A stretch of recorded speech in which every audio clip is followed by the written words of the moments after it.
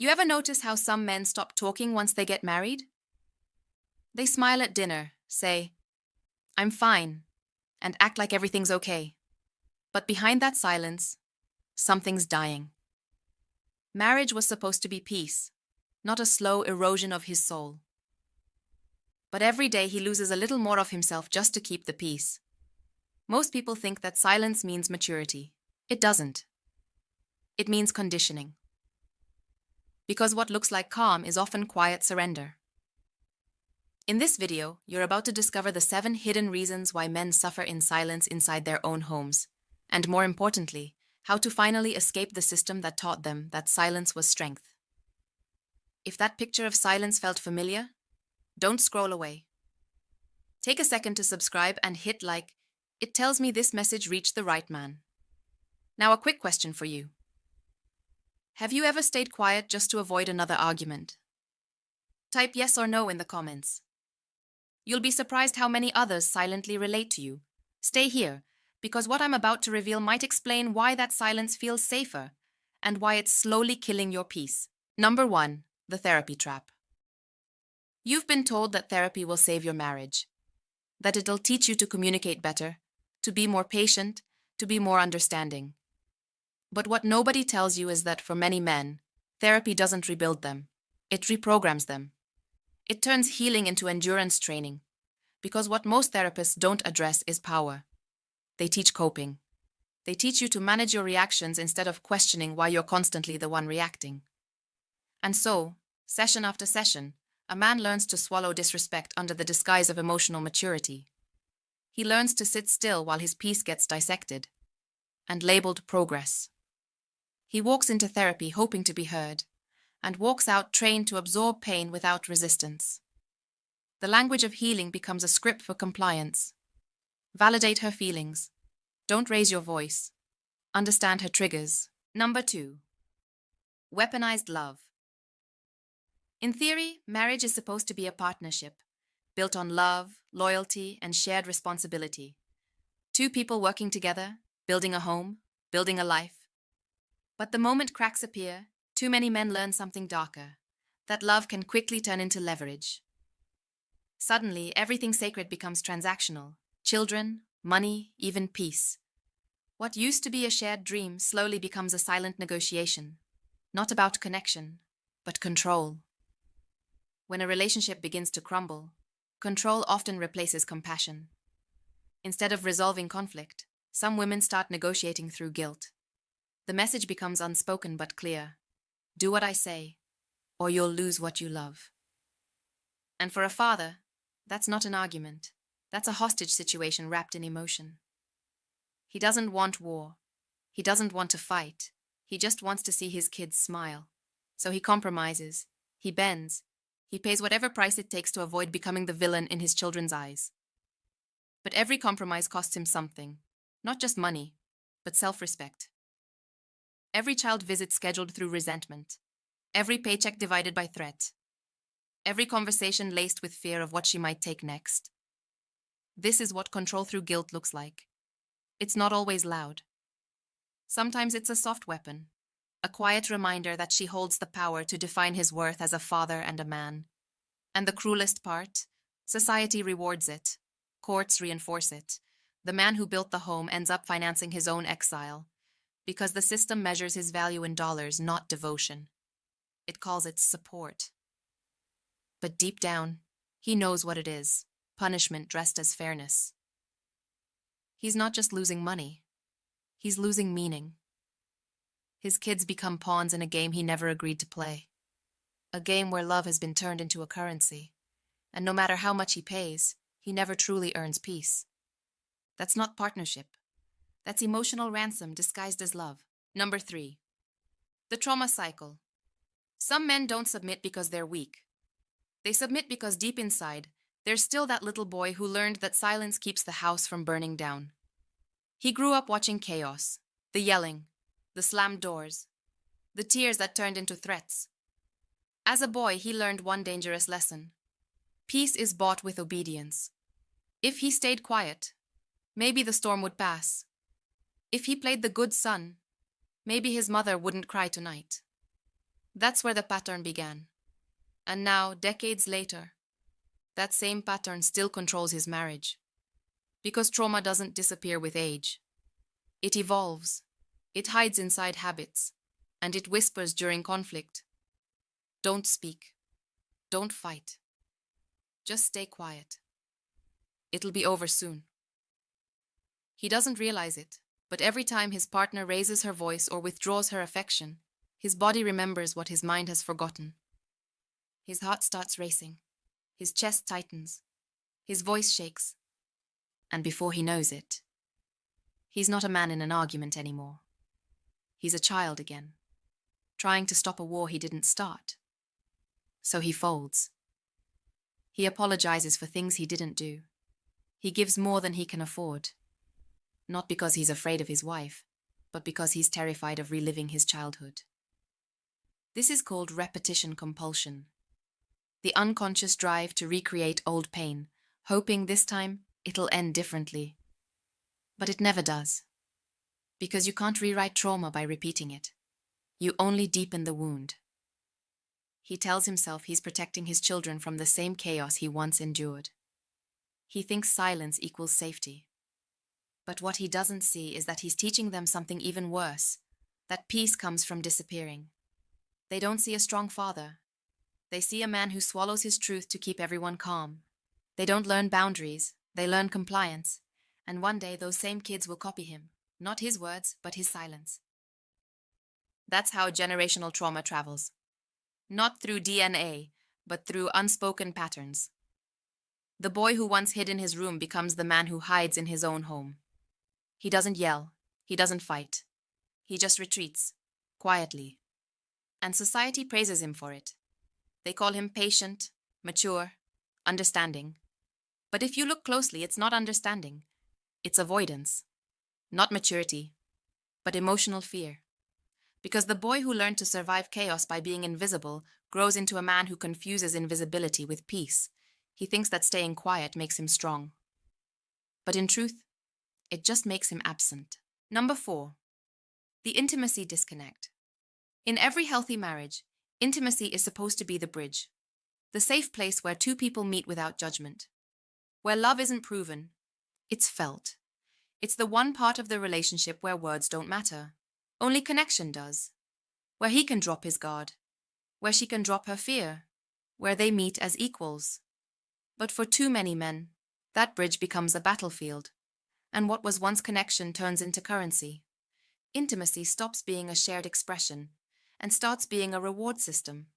Be better, do more, act right, and maybe you'll earn affection. That becomes the unspoken contract. So he performs. He fixes things around the house. He walks on eggshells. He takes the blame just to keep her close. Not because he wants approval, but because he's starving for closeness. Because deep down, that connection isn't just about desire.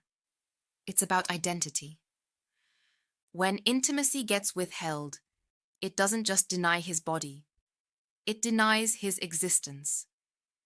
A man who's constantly rejected begins to question his worth, not just as a partner, but as a man. He starts to internalize her refusal as evidence that he's no longer desirable, no longer wanted, no longer needed. This is one of the quietest forms of control, emotional starvation. It's not loud manipulation. It's subtle. It teaches him that connection must be earned through compliance, that affection is conditional. And once that message sinks in, love loses its meaning. It becomes a transaction, an exchange between two people who stopped seeing each other and started managing each other. He stops initiating, not because he's lost interest, but because he's tired of being treated like a problem to be tolerated. He lies next to her, inches away, but galaxies apart. And he convinces himself that this distance is normal. But it's not normal. It's emotional erosion. It's the slow death of connection, disguised as maturity. Number 5, the purpose erosion. A man without purpose isn't a man at peace. He's a man at war with himself. Every man is born with a seed, a drive to build, to conquer, to protect, to provide. That seed isn't ego, it's instinct. It's the invisible engine behind every sleepless night, every risk, every sacrifice. But when that purpose starts to die, so does he. Quietly, slowly, invisibly. It doesn't start with failure. It starts with disconnection. He stops feeling respected for what he does. He stops being seen for what he builds. And one day, he wakes up realizing he's not leading his life anymore. He's just maintaining it. The same man who once dreamed big now just survives the week. He used to wake up with vision. Now he wakes up with fatigue. He used to chase goals. Now he just avoids arguments. And the worst part? He doesn't even know when that shift happened. Because purpose erosion doesn't roar. It whispers. It doesn't destroy overnight. It dissolves over time. See, a man's purpose is like fire. It burns brightest when it's fed with respect. When he feels appreciated, supported, and trusted, his energy multiplies. He becomes unstoppable, focused, dangerously alive. But when his effort is constantly dismissed or mocked, the flame dies. Not because he's weak, but because no man can keep building in a place where he's treated like he's replaceable. He doesn't need praise every day. He just needs to feel that what he's doing matters, that someone sees his effort, that someone believes in his direction. But when every move he makes is questioned, every idea is doubted, and every decision is met with criticism, he stops deciding altogether. Not to keep peace, but because he's forgotten what power feels like. Number 6. The emotional cage. From the moment a boy learns to fall, he's taught to hide the pain. Be strong. Don't cry. Man up. Those 3 words sound harmless, but they build the walls of his first prison. He learns early that emotion equals weakness, that showing pain invites shame, that silence earns approval. So he grows up building his identity around strength, but not real strength. Performance strength. The kind that looks solid on the outside, but cracks quietly underneath. By the time he becomes a man, he's fluent in suppression.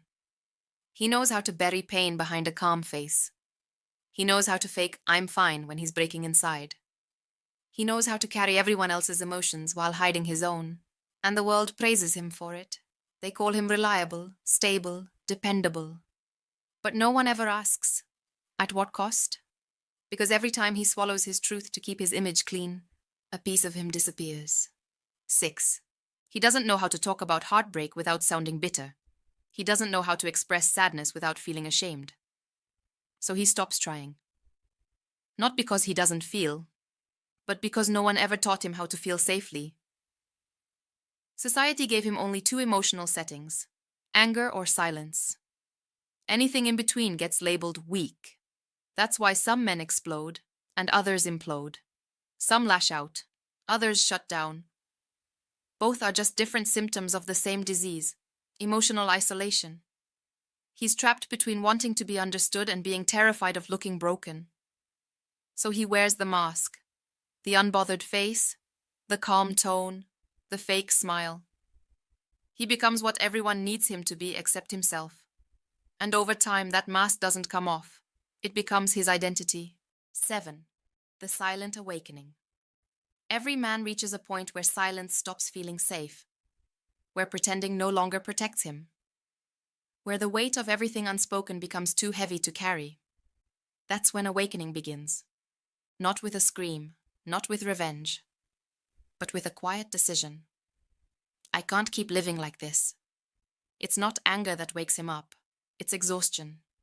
He's tired of fighting invisible battles, tired of pretending to be strong when he's just surviving, tired of being loyal to people who love his strength but ignore his struggle. He realizes that peace isn't found in silence. It's found in truth. And the moment he speaks that truth, his healing starts. But healing doesn't look heroic. It looks lonely at first. He loses people who only liked the version of him that never said no. He confuses solitude with punishment until he realizes it's freedom. Because the real awakening isn't about becoming harder, it's about becoming whole. He learns that love without boundaries is self-betrayal, that peace without voice is paralysis, that affection without respect is manipulation. He stops chasing love that costs him his self-respect. He stops apologizing for needing space, clarity, and purpose. He stops explaining himself to people committed to misunderstanding him. That's when his power returns. See, the real transformation happens quietly. There's no grand speech, no final confrontation, just stillness. The kind that comes when a man finally accepts his own worth. He no longer begs to be seen. He no longer performs to be loved. He no longer hides his truth to keep others comfortable. He learns that he doesn't need to prove strength.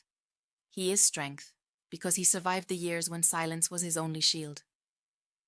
The silent awakening isn't about walking away from love. It's about walking back toward yourself. It's about remembering that a man's voice is sacred, that his emotions aren't liabilities. They're signals. That his purpose isn't to please, it's to lead.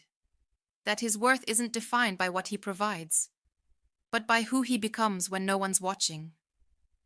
He realizes he can be masculine and emotional, disciplined and gentle, protective and vulnerable.